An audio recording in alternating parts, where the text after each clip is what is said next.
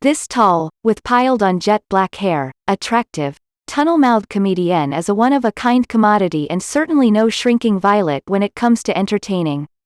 Unapologetically, she adores the center stage. And vice versa, the stage loves her. Like several of her Rowan and Martin's Laugh-In, 1967, cohorts, Anne Worley zoomed to overnight cult stardom in the late 1960s but, in her case, was able to extend her wild and woolly popularity to several other levels once her 15 minutes of fame was over. Over the years, she has situated herself nicely into nightclubs, musical theater productions, game shows, talk shows, commercials, and even cartoons. 4 decades plus later, Anne continues to delight and is instantly recognized with a mere raucous laugh and/or trademark pointy digit embedded in her cheek.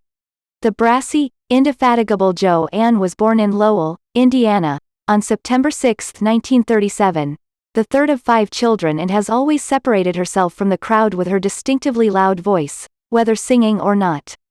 The writing was on the wall when she was crowned school comedienne in high school. Following graduation, 1955, she traveled east to pursue her dreams and initially apprenticed with the Pickwick Players. After a 2-year dramatic scholarship to Midwestern State University, she transferred to Los Angeles City College and also trained at the Pasadena Playhouse. It did not take long before she made her professional debut in a production of Wonderful Town. In 1961, she garnered some attention in the popular LA musical revue, Billy Barnes' People, a show that took her all the way, if very briefly, to Broadway, performing in assorted musicals and revues over the next few years including Carnival, 1962, Second City Review, 1964, and Hotel Passionado, 1965. Anne's career was given a boost when she co-starred with fellow up-and-comers Linda Lavin and Paul Sand in the Mad magazine-inspired off-Broadway revue, The Mad Show, in 1966. That same year, she received the break she was looking for when she was discovered by talk show host Merv Griffin while showcasing her nightclub act in Greenwich Village.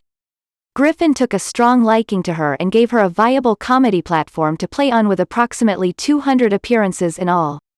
Producer George Schlatter caught Anne's zany antics on Griffin's show and invited her to swinging TV stardom in 1968. The rest is history. It's not always easy to stand out in a large ensemble, but Anne did, complete with unabashed manic energy and faux operatic tones on Rowan and Martin's Laugh-In, 1967, as part of the Let It All Hang Out generation. In this psychedelic, irreverently political pastiche of comedy, slapstick, and music, Anne found a perfect forum for her talents.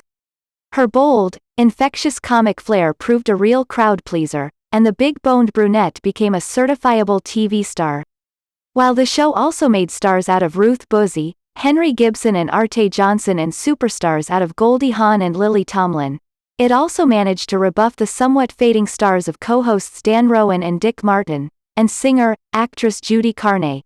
In 1970, Anne left the celebrated madness at the peak of the show's popularity to pursue a variety of other creative outlets.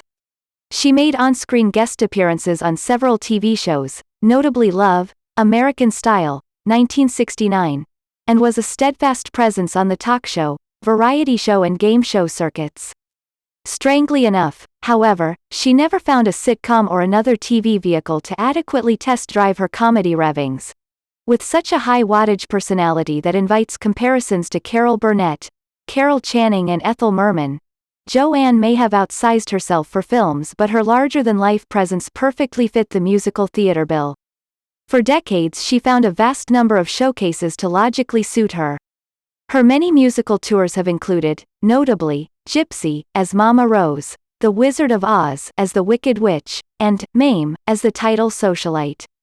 In addition, Anne has found marvelous vehicles in The Pirates of Penzance, Annie Get Your Gun, Anything Goes, Nonsense, Grease, Call Me Madam, and Annie. Her non-singing theater resume includes Love, Same Time, Next Year, Lovers and Other Strangers, Moon Over Buffalo, Steel Magnolias, and the female version of The Odd Couple. Many of these shows co-starred then-husband Roger Perry, whom she married in 1975. The couple had no children and divorced in 2000. In 1989, Joanne returned to Broadway to appear in the original performance of The Prince of Central Park. Her work over the years has been plentiful, especially for the Disney people, including the movie The Shaggy DA, 1976, and animated features Beauty and the Beast, 1991, as the voice of the wardrobe, and a Goofy movie, 1995, in other pursuits.